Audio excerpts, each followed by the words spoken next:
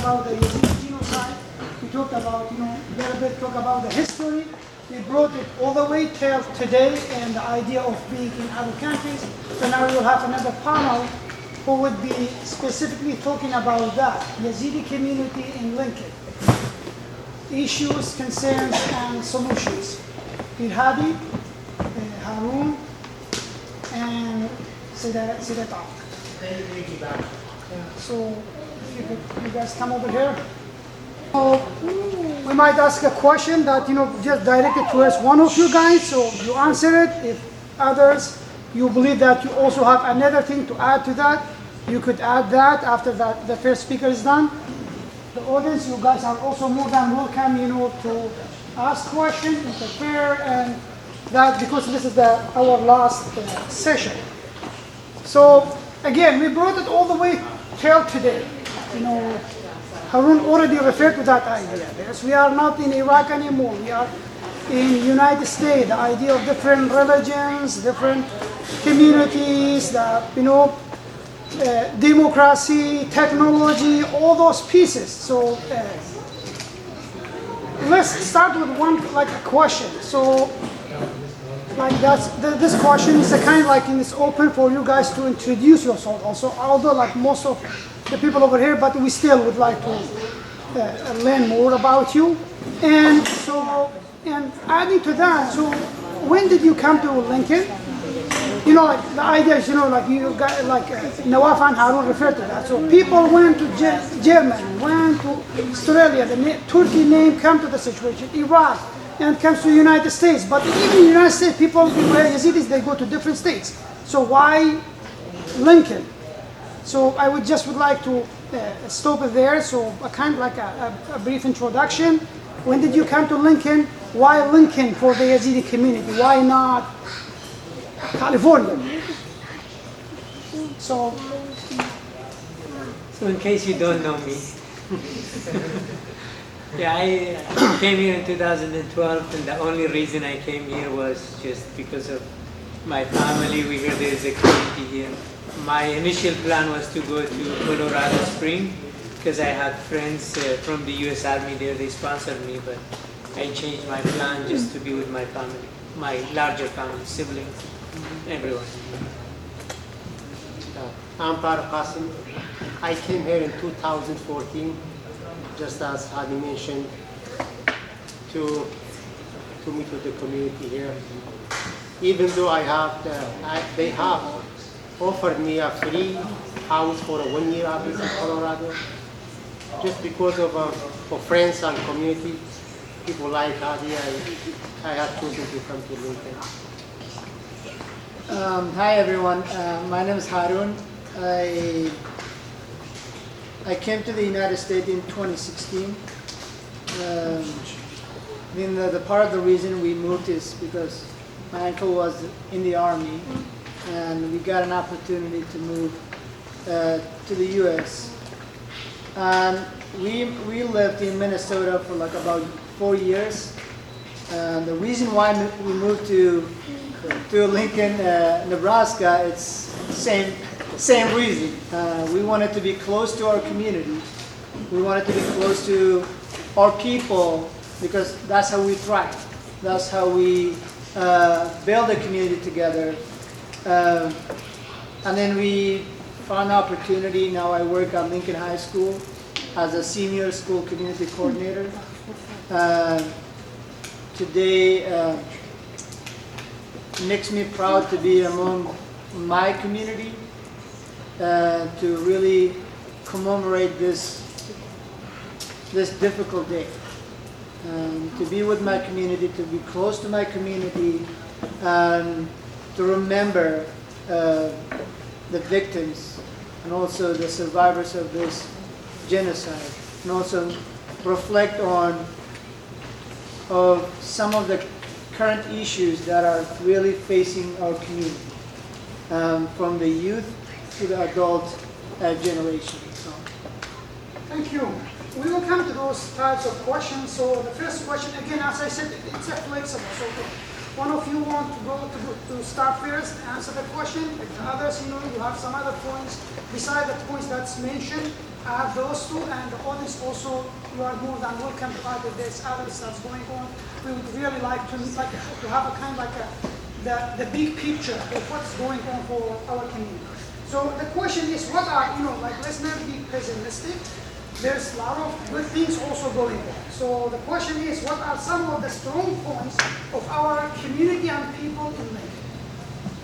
I can go for this, but first I just want to go back to Nawab. We feel pessimistic for somehow.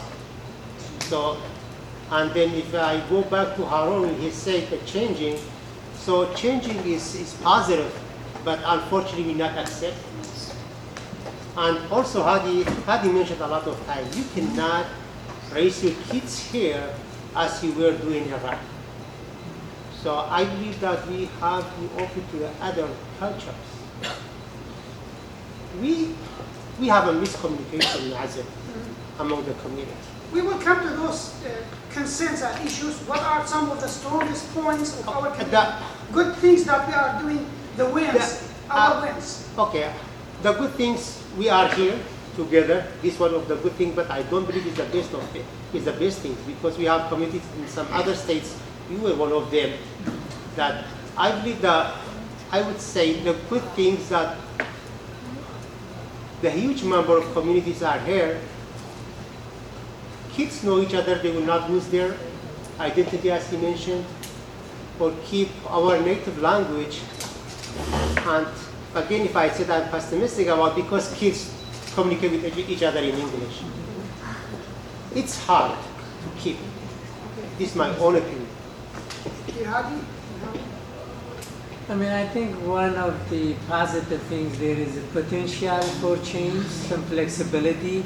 If you talk to most of Yazidis, they will tell you, we don't have very restricted instructions from God that we should be this way. We are just being this way because historically happened. So I think there is a potential for change, that the change we all hope for it, because we don't have let's say a book from God that it says you cannot change. It's just a culture, and I think most of the people are open to the idea of change. But it's just who's gonna start it. That's who usually, we have a friend, he says, whoever started is an apostate, but then the second one is just a norm. So it's just, we are looking for an apostate to initiate the change, and then it will be normal. Yeah. So. Okay, so I will, before giving a chance to Harron again, what are some of the wins for our community as individuals, as people, and as a community? Because there's a lot of things going on. Excuse me, we have people like you, leaders like you, they can lead the community. This is very good things, honestly. This is a positive thing. So we have leaders. We have. So maybe if you're still in Minnesota, you will not have this event here. So you gathered us. Thank you. I would say there are many positive things here in the United States for our community, and I can name a few. One, when I look at it from the educational background, or the educational perspective, I can see many of our kids are I can see them in the universities, they're in the schools, they're in the top American universities. That's a win for the Yazidi community. And I could see our youth really taking on some leadership roles in the community, making a difference in our community. That is a win. And also I can see Yazidi, our community, really adapting to this community, because I can see a lot of businesses from the Yazidi community. So that means they are adapting to this community, and they're finding ways to really stabilize in this country and eventually call this a home. Because a lot of us, many of us, they still struggle to find belonging in the United States due to, stress. There are families still in Iraq, families in Europe. There might be like a financial stability, but emotional stability is still not there. Okay, so that's kind of related to the next question. And next question is, what are some of our weaknesses, issues, concerns, and how do we deal with it? So let's start with Pir Hadi first. So I usually say this. So when your ideas about life and world they clash with reality, you have three options. You either change your ideas, or you react in a violent way. You become a terrorist basically, or third one you become a hypocrite. So unfortunately we are at the last one, hypocrites, because our things clash with the reality, and change is a part of life. It's always been for 13.8 billion years. Always change is a part. So we're not adapting the change. So unfortunately, the only way to survive with that is it's hypocrisy, and it's not a choice.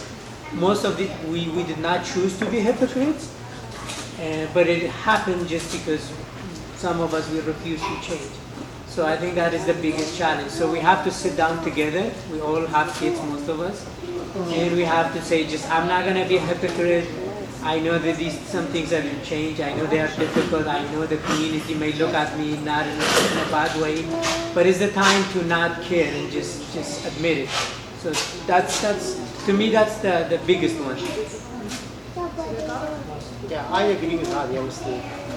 So I believe that crime will never walk our heel. So I believe we can just start with kids, as Harron mentioned, and Sarah to some part of the book. You can talk to them or gather them and tell them so to accept the change. I don't know how you understand when I said accept the change. There is something we need to change. We cannot live in the past.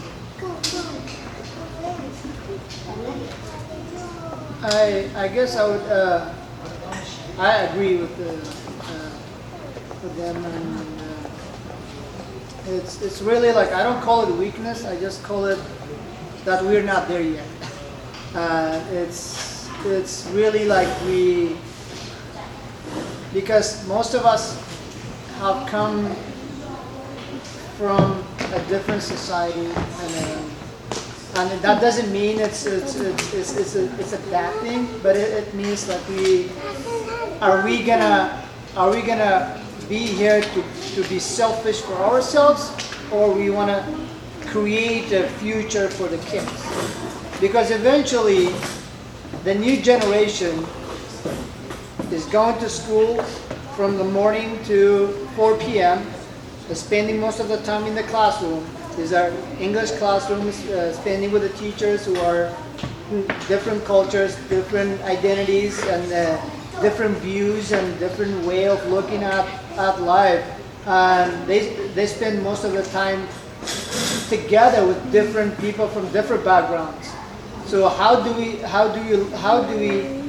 make sure that we really build a new generation that that could live with other people, and also have that freedom to really be who they want to be? And that sometimes I know that will create a lot of challenges for our conservative who come from a different different background with the traditions and values, but really looking at the survival of this generation. How do we want to make sure we create a pathway to make sure that we build a new generation that is healthy, still identify what is good and what is not, making sure that they don't lose their identity too, because and now in the U.S. it's a clash of identities.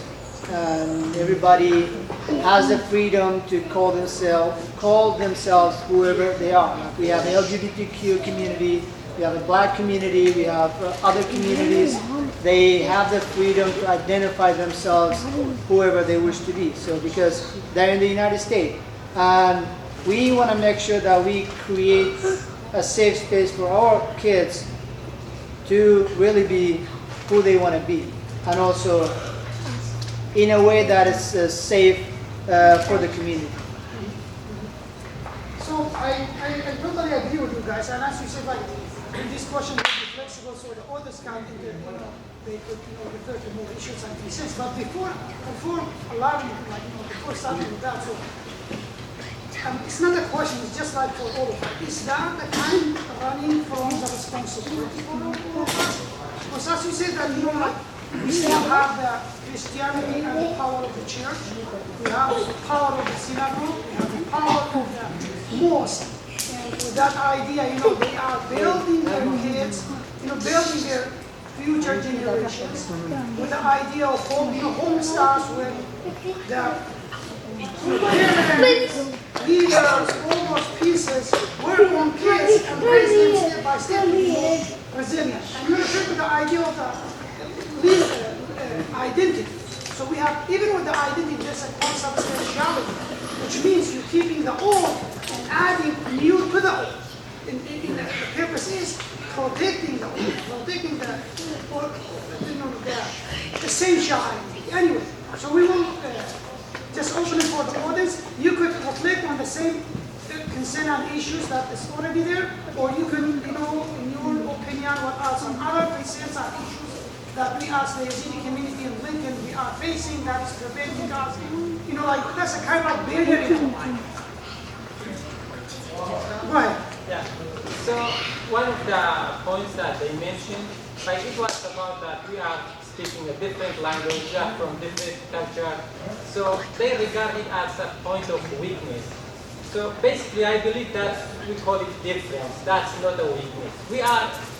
I know that we are, we are from different language. We are suffering with English a little bit, but never the difference in language or in culture is a weakness. It's a strong point. We are seeing the subject or the words or everything. We can see from two views. We as a Lincoln community, as an American community, as a people who live in carefully, we have that. And from our background and our culture, we also have another view. So we see it more clear than the people who spend their only life in Paris. So this one is, I can say, one of the point of strength, weakness. And the other things that, it went several times, during the conversation, it was about that as a community, we are going to dissolve or disappear. So that's, I believe, it was little bit mixed, or it was a broad word. So actually, we can divide this one into parts. As a community, so as a spiritual part, or as a Yazidi one. And the other part is cultural part, which is in language. So in the language, as individual, small number of individuals in different communities, it's hard or almost impossible to keep your language several generations. And it's happened for most of the people who now live in the United States. Everyone comes from a different nation, and now all of them are speaking English. Why? Because you have to find a way to communicate, which is made from the racial, because we go with our language, we go to different dialects, and we're dividing and dividing according to that until we get to races even against each other. Although we are a small community, so the language is not a barrier. That is fine, but it's so the only way that we so if we divide it like that, a cultural point, it's hard to survive it or to keep it with you. The spiritual part or the religious part, like as a community or as a Yazidian, so we need to work on that part. And to keep that one, I believe we need at some written mark, like something physical mark, because when we were together as a community, like as our religion was coming like from each generation to the next generation, just it will come because we were like together. Now we are separated and everyone living in different places. So it's hard because if like just the oldest generation or like your dad or your family, if they didn't know the real story or what's the answer to a question, that will be tough. So we need a written material, which is as a community, if we work on that one, that will be a good one. And yeah, so I believe it's addition to your overall. Thank you. Next, yeah, go ahead. Yeah, I think when it comes to kids, especially, I mean, we survive. We now Yazidi, we will die Yazidi. That's it. We cannot be melted in the pot, as they say. But for our kids, when they learn, you have to ask this question: where they learn from? Like I know a lot of Yazidi have kids. They don't have an American. They've been in US for 7 years. They don't have an American friend, family as a family. They do know somebody at work, but as a family, they don't communicate. And to me, that's dangerous because what their kids are learning, they are learning from TikTok and YouTube. And that's very, to me, that's risky because if you want to merge in a positive way, that merging is by communication with people like you, families on a family, having that gatherings and stuff, bring, your American friend with their family to your event, go to their event, and learn culture that way. I know of American family, there's certain word in the family, they never use it in the family, in American family.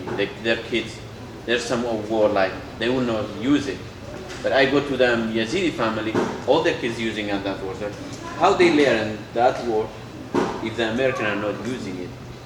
So because they learn from YouTube, TikTok, and this, and I think that's miscommunication between the two culture. It will be a danger to how you raise your kids. I think you brought a really good point there. It's really up to you how you want to raise your kids. Like nobody can force you how you want to raise it. But you can raise your kids in an environment, like you said, that could be very supportive, in a way that will really help the kid to build healthy behaviors, healthy communication, like communication skills, healthy friends, and also social skills.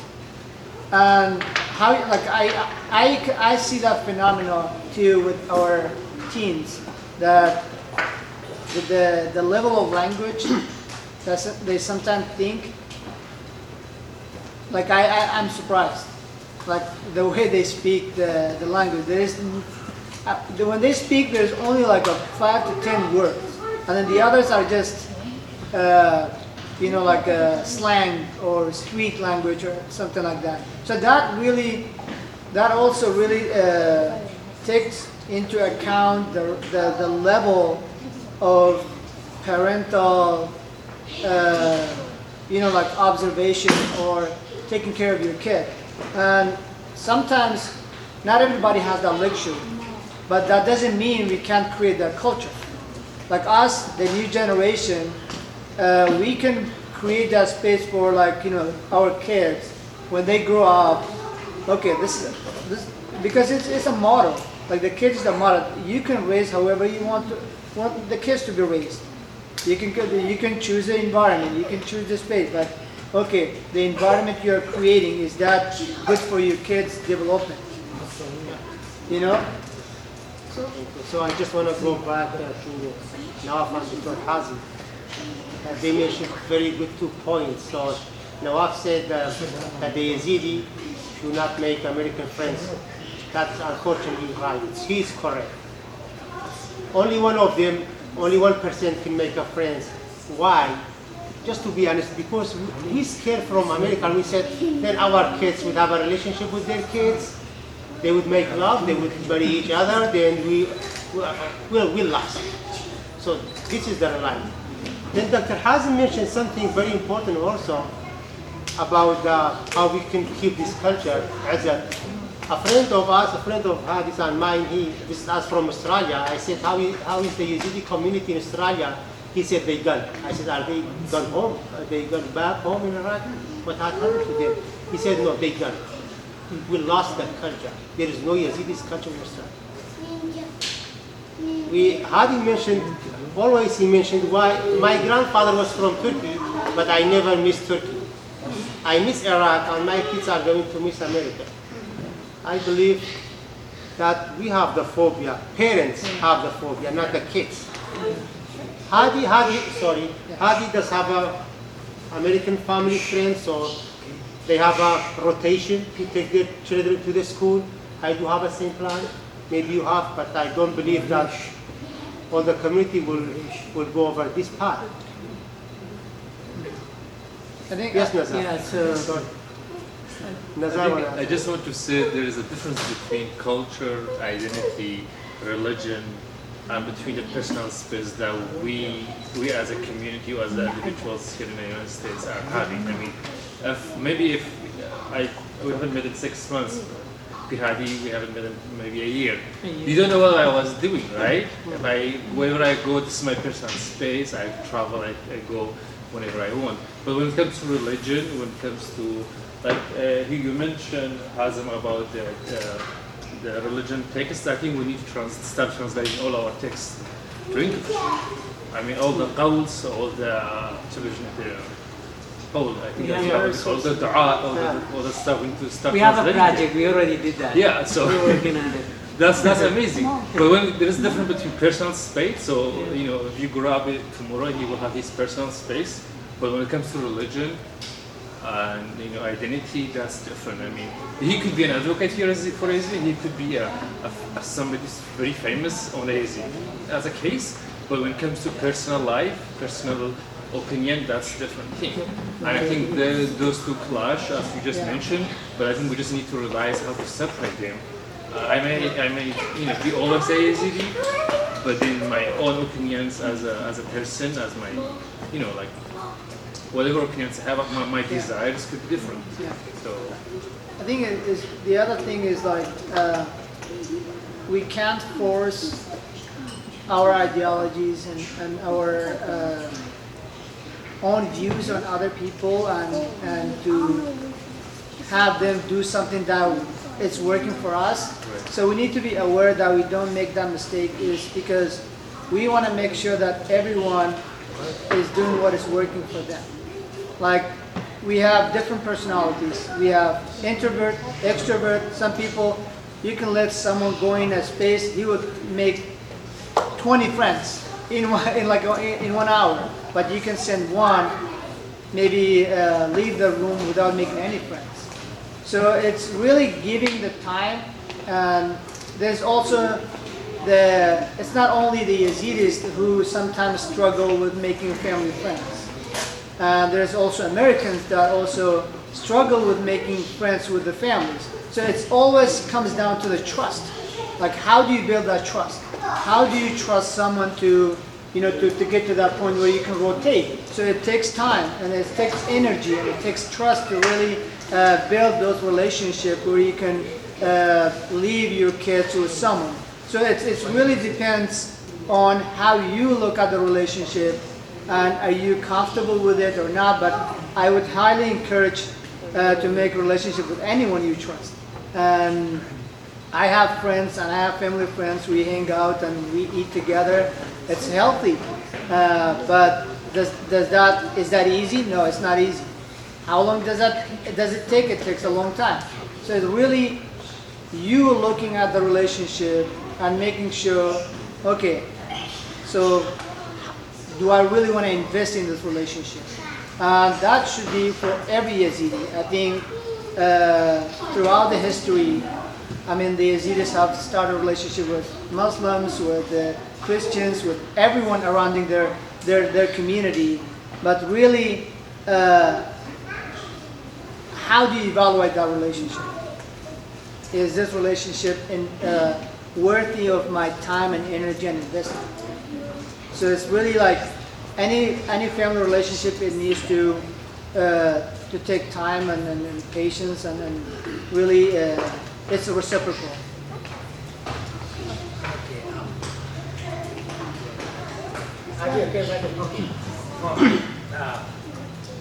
Yeah, I 6 years, 7 years I'm interested. I see for my idea or my opinion, I see the community is apart. For right now, I see it's very important thing is we are losing day by day. The communication between the family and the family. Between the family and family, between friends and friends. Even the communication inside the family.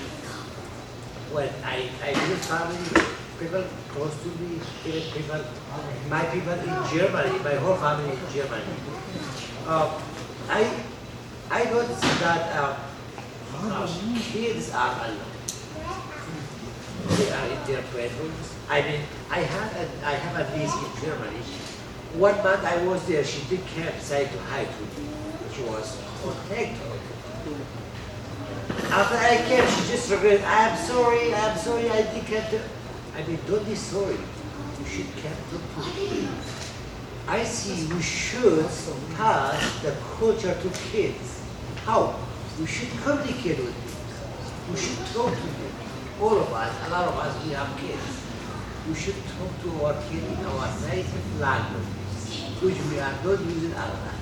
For me, I have kids, I try. I tell their moms, I tell their close friends, please talk to my kids in English. Okay? I know they will learn English.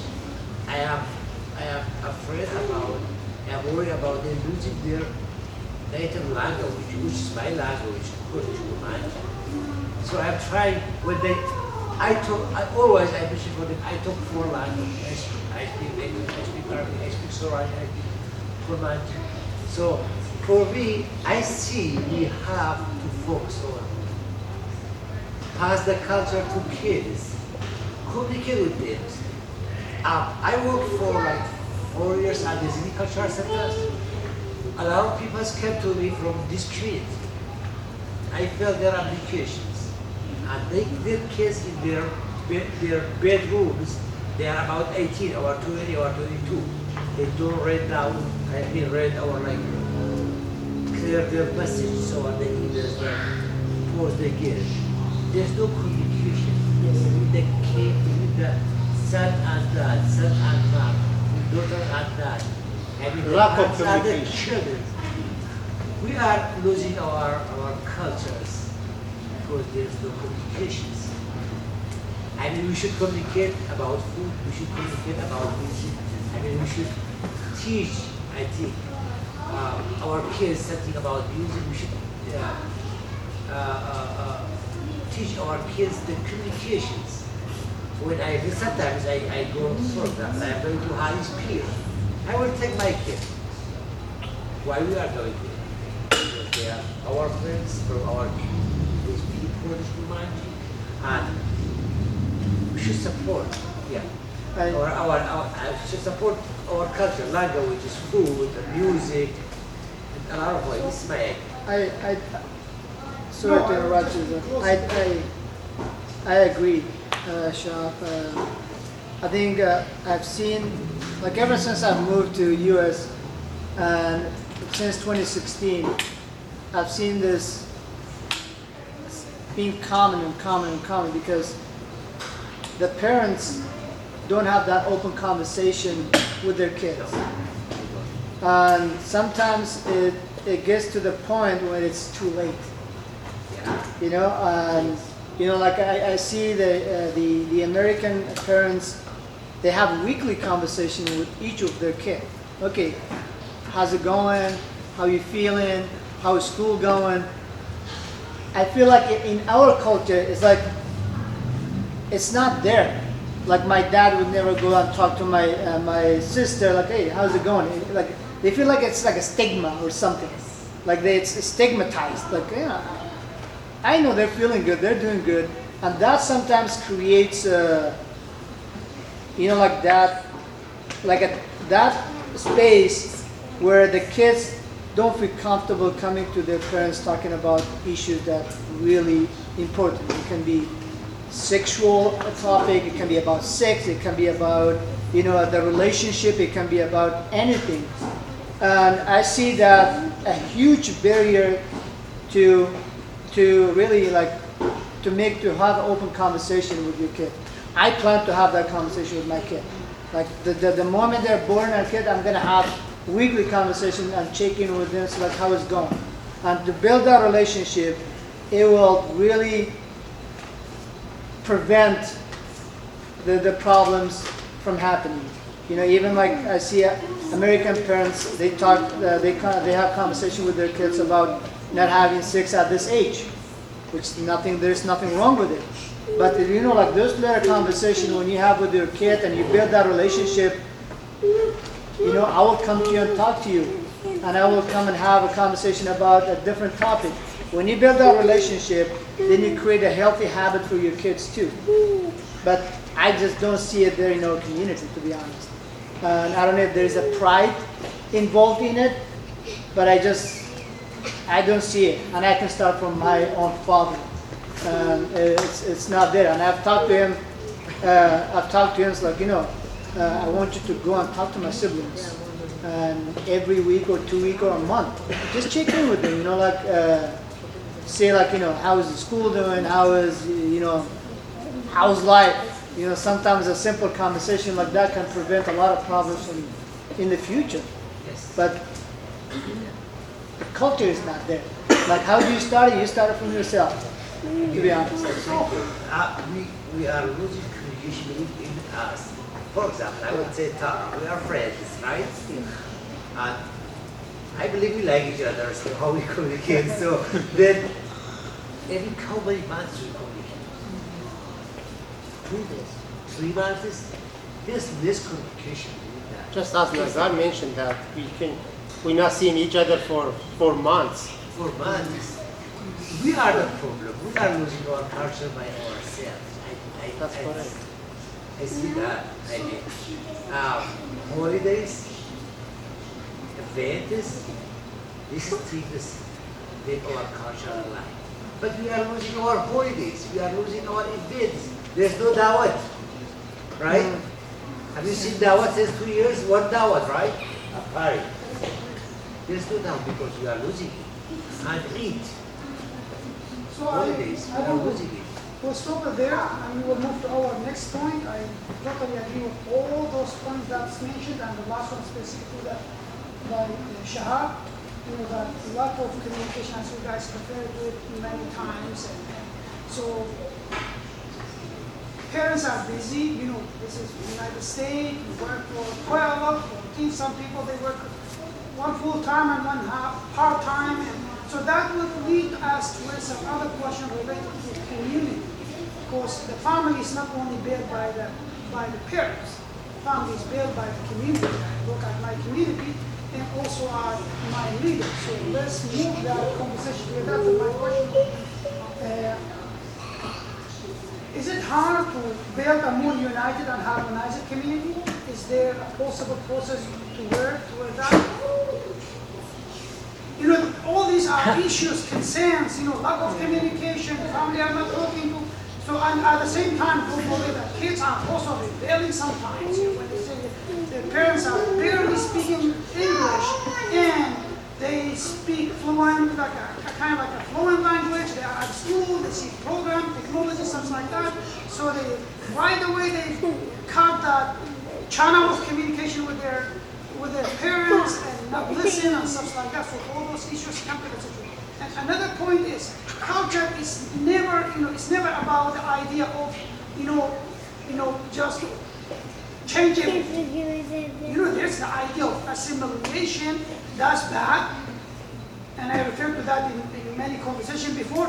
the idea of integration, even the parents with that lack of knowledge, with that, few words, with that, little experience in the United States, they are trying to show that sense of integrity. Say, you know what, you are from this community, and the sense of community is important. And I almost refer to that. So God after God is the community, the sense of community. Anyway, so that idea of, again, referring to it, so is it possible to build a more harmonized community in Lincoln as a Yazidi community? Is it can we take this one as the first initiative to work towards that? Like let's say monthly, once a month, or do it somewhere. So because that idea of the leaders come to the situation, and you guys are leaders. So go ahead. Okay, so writing a book in Arabic, and one of the chapters is about that.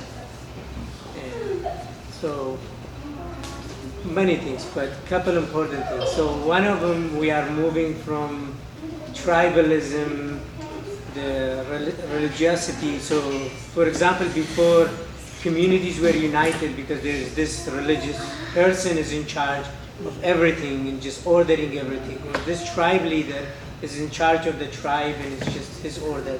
So they were unified. So we are moving from that. So what is the alternative? Since we don't care much about the tribe, we don't have tribe leaders, we don't care much about religious people outside their world. They are not in charge of organizing the community. So what is the alternative? The alternative is an institution. So, and the idea of an institution is very new to the Yazidis.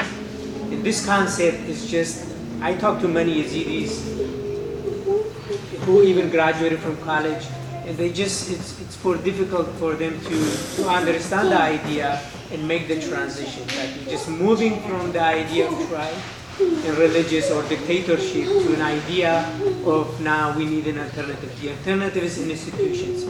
And so when you say unified, what do you mean by unified? We don't need to unify it under one person. That's a dangerous idea. That's a very bad idea.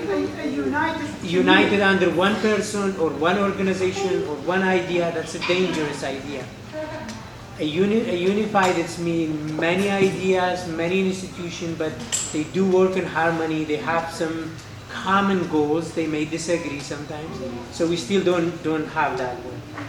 And so, for example, if you look at the organization, so, I mean, we could all come together, have an event about the community, distribute tasks without, so this is the idea. We are moving from tribalism, religiosity, dictatorship. We need an alternative. And the alternative, we don't have it yet, we don't understand it, but also we don't have means for it sometimes. We don't have money for it. So that's the one. The second one is we go back to the same idea, which is what do you mean by working together? We still don't, like one of the ideas that there is no way you can be different, thinking different than I do, and we still work together. We don't have that idea. It's either my way or highway. And sometimes you can, even the very educated Yazidis, and even graduated from Europe, they're always individuals by themselves, not an institution, because they cannot work together. So that I always tell anyone that says, the biggest challenge, find me 6 Yazidis who can work together for 6 years, and then I can create something that we can send it to Mars. Because we have smart people, but that's not gonna happen. So then the third is important. Again, we go back to saying something and acting something different, because our ideas contradict the reality. And that's why there are not many people here, because if you made a study and if you ask the Yazidis, that will be the number one. Why should I go? We always say something, we do something different. Nobody's real. Nobody's speaking is being honest. So we're losing that. So we have to be honest, we have to speak the truth, and then we have to accept that we are different. So, but the biggest one is the alternative institutions. So how we can build some institutions, we can work together. So adding that, that idea of the tribe, I would like to add one point. So is that the idea of the tribe just for the Yazidi? No, it's for everyone, but that is not applicable anymore. If it was applicable, then we will be the tribe of Al-Dakhi, the tribe of Dinadin. Yeah, we know it's going to work because one person is going to decide for everyone and done. What I was trying to say is the Native American tribes, they have their own programs and Yeah, so that's a tribalism. Maybe the chief decides everything. So that is a way. The chief decides everything. I mean, they are no surviving. No, yeah, but it's a one way. But we don't have that way. You have a chief. so I think the other question, we could still answer the same question. Harron. Why don't the Yazidi trust their leaders and their organizations? There are no leaders, to be honest. What do you mean by lead? Again, this is another question.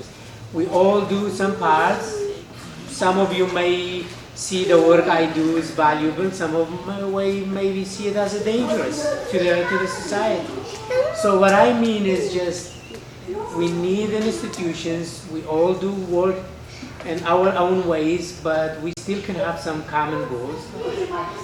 For example, I attended meetings where there were 30 Jewish organizations and they disagreed about almost everything. But the only thing they even disagreed about whether the Jews should have a state like Israel. But the only common thing was that we all Jew, we share the culture. That's why we are. If you're not under that common, then you're outside. So again, we don't have these constitutions. We think we have to work against each other, and it's only if we are in a meeting, bring 6 Yazidis in a meeting.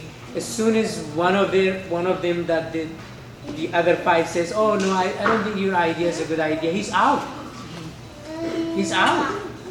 There's no way I'm in just because you disagree. Mama Scott, I really like the idea of institution, but if you look at the situation, like here in the United States and also like other communities, like the Yazidi community back in Iraq, Australia, Europe, we are like in a survival mode.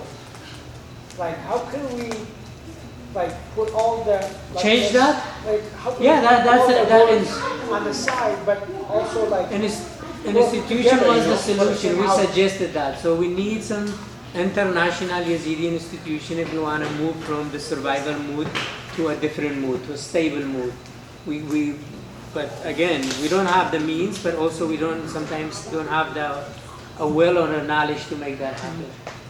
You could we tried, for example, a friend of mine in UK, Maher and I, we tried to at least find a YouTube channel, publish some books, and then it started from there. Like, this is going to be a YouTube channel that every Yazidi kids could go watch. Or these are some kids' books, everyone could obtain them, have them. And then you can build an institutions. The prince could do it if he was not an idiot. Baba Sheikh can do it, but unfortunately he's not educated, unfortunately. And he is also not brave enough to take the challenge.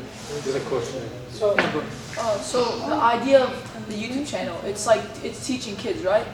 So what I think is that, like, you know, some parents are busy to teach their kids, and what I think is that kids go to school, like kids like me, go to school talking English, learning about other people's cultures, other people's beliefs. I have a question. Why don't some Yazidis come together, some Yazidi elders come together, and like on Saturdays or Sundays, they could teach the Yazidi kids about their how to talk, how to write, their beliefs, and stuff like that. That's an excellent question. We've been asking why our elderly are not doing that, and most of them are home. I have no idea. Again, I think it's We used to have this through Yazda. And unfortunately, just going back to Azzat's question, it's all about the acceptance. If I don't like Hadi, I will not send my children to Yazda. Yazda had a very good program about teaching kids about religion, about everything they need, communicate, knowing each other, go to pray with each other. But unfortunately, that project gone because I believe there was just a few of them. Just few people, just few And kids kept. it's all about acceptance. I disagree with in some points with Hadi, honestly. We not accept each other. That doesn't mean we don't like each other. I don't accept Izzat as a leader because then he would be my leader. But I totally agree with him that tribe is a negative. tribe is the worst thing ever. So he will never open the new gates. I don't believe the tribe should work for now. From now on, tribes are gone. Yes, it's a poison. Thank you. As Hadi mentioned, then, if these organizations and some educated people can sit together and accept each other, I believe we can go from there. My view is you care that we are at the bottom of a stress, so we cannot jump into the honeymoon level at once. So there is some sacrifices, there is some steps we need to take. Everybody have to pay for that, not only you, everybody. I believe it starts with the organizations. Since we have a couple of them here, I believe they can sit together and, as he mentioned, that to come at least with an idea to gather these kids to stay together. So, don't you guys think that the suffering of the Yazidi community in Lincoln, like when I say suffering, I mean like in many other like ways of life, such as like academic representation, community representation, at the state level, anything. So don't you guys think that the dividers that between among us? I know what you mean. So I work for the Lutheran Family Service. I work for Nazar. And just it came to my mind, I told to Dr. Falah, I said, so I may need you. You are a very successful story to come to talk to the newcomers. When I say newcomer, honestly, I may be biased. I mean new Yazidi because they came when they just arrived. And when you said that, I believe this is not only one idea. And again, I think I will not accept you because then you are smarter. I don't like people when they are smarter than me. I don't know why. And I don't know how. So I'll get back to Pir Hadi's idea of about the tribalism, and I would prefer to use a modern word of groupthink. Groupthink is a very dangerous phenomenon. And what I mean by the groupthink is like everybody thinks alike. Like when you put like 5 people in one group, it will be chaotic because there is only appeal to authority. And we, in our society, we like having an authoritative figure because we appeal to that personality. We treat it as charismatic or a strong character. But that hasn't been working out for us, obviously. It led to many, heartbreaks and genocide and really bad decisions and upsets. So what I would say, like even answering your question, Ashti, and also talking about harmony, is really trusting our young leaders. Trusting them that they will make a difference. And how do we trust them is we have them trust us. Trust goes both ways. And in that way, we need to make sure to break the generational disinformation. Because most of our community, they get their information from people they know. And the way of evaluating that information about a certain organization is not always true. But it's a phenomena that really most of our community, they get to a point, yes, that's the conclusion. And I hear that this organization is doing this, that this organization is doing this. Therefore, I'm not going to follow the leaders. Leaders are a representative of that organization. So I think it's really the foundation of the community is independence. What I mean by independence is you going out there and finding it out. How do you find out? You really research. you do research, you get educated, you attend school, you come up with your own conclusion after you do a thorough research about something, not only about an organization, but about life, about a political affiliation, about a change. That's how movement made. That's how Martin Luther King is. He just didn't go and talk to the people to make a change. He supported with facts, with stories and evidence. And like one phenomena that I really hate about us is like there's a lot of people following someone who doesn't know nothing. Like I can't understand that. Like how do you get to that point to really follow someone who can't even answer a question, a scientific question, I would say, or a social problem question? It's just like a common sense.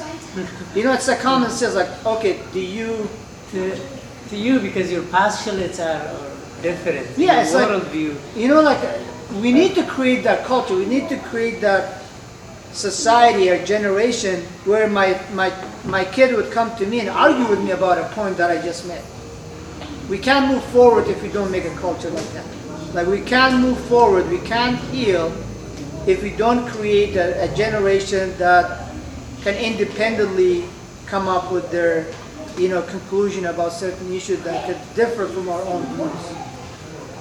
That's the only way path to move forward. Look at the black movements. Look at the other genocide, the people survivors. Look at other identities that are surfacing. How do they do it? They do it with research. Talking about if there is a group of Yazidi, if they disagree with the Yazda or disagree with Jira or disagree with okay, how did you come to that conclusion? Could you tell me so I can be convinced too? But if you just tell me, not give me factual evidence of something like that, I have the right to disagree with you until you know that's not true. So we are polite. We are a culture, we are very polite. We are not direct with each other. If I disagree with you, I'm not going to tell you that I'm disagreeing because I'm polite. And that needs to change too. If I disagree with you, I tell you, Mama Starbuck, I disagree with you, that's not the point. But rather than that, I would say, oh yeah, but there's a lot can be made in that yeah. We are not aware. And that happened to me too personally. I'm speaking from the experience. Like some people would talk to me about an issue, I would just not talk to just keep that relationship. It's the culture, they get mad. Yes. Because it's either my way or highway. So it's Then you lose them. exactly. Okay, there's something else, missing point, the lack of the responsibility. So, there's a phrase we call bitching. I don't care. Who cares? Not my problem. Not my problem. So, what I'm seeing with our kids, the lack of the responsibility. Or everyone say, okay, we are talking about the culture, we are talking about boundaries, we are talking about to be alive, this culture, this community, we together. Something funny is happening. We are fighting everything. Two of them say, who cares? Bitching. Surviving is not sustainable. I mean, we want to be alive. We want this community to be Yazidi community. We want to exist in 200 years, 200 years, 500 years, 1,000 years. Yes.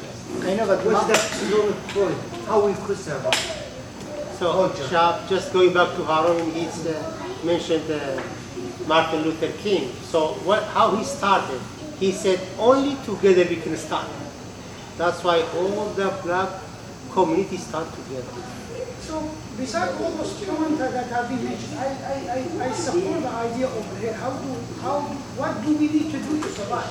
So the idea of a community that you are referring to it, Harron, we don't have like a chunk of community who are all researchers who just could jump, do one jump and move. So when we talk about the community, we're talking about like a continuum, a line, where some people are barely speaking language, some of us are in the middle, some people are in the advanced. So the idea is, how do we how do we survive, or how do we protect that sense of the whole community? Yeah. We need to turn back again also, Yeah. sometimes not just to progress, like just not to go forward. We have to come back and not leave anyone behind, and that's why some of the concerns and issues that happen, it's because of lack of that idea. Yeah, lack there's of that knowledge. there's actually a powerful quote that says, "Times are urgent. Let's slow down." And that quote really kind of defines our situation as Yazidis. We need quick solutions. We're looking for quick fixes, and that's I mean, yes, we are in a sense of urgency. Like, we need to make sure that, let's be honest, our people are still living in tents, and they're after 9 years, and of course there's urgency. But in urgency, there is a room for error. There is a room for you miss things. You miss things, you leave people behind, and all that. I think in the U.S., if you're looking at like a long-term solution to our problems, I work with high school students. They start researching from a very young age. They know, like, now I can talk to Chura, they're middle school, they know how to do research. So we have a hope. There is a hope that the new generation is gonna change and resolve some of our issues. But, okay, as adults, are we gonna create barriers for them? In what way our views and our values will create barrier for these kids to be independent researchers or independent individuals in thinking and how they think. We should not control their thinking. We should not control how they look at the world, how do they want to change the world. We just want to give them the freedom to be creative, and by interfering in their thinking process, we eliminate creativity and innovation.